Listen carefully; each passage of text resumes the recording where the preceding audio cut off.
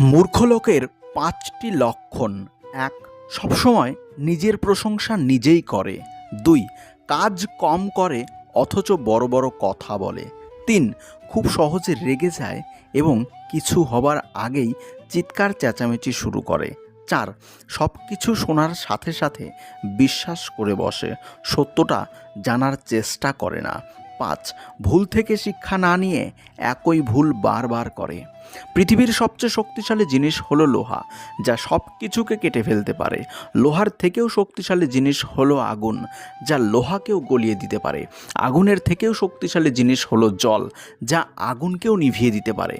জলের থেকেও শক্তিশালী জিনিস হলো মানুষ, যা জলকেও পান করে নিতে পারে।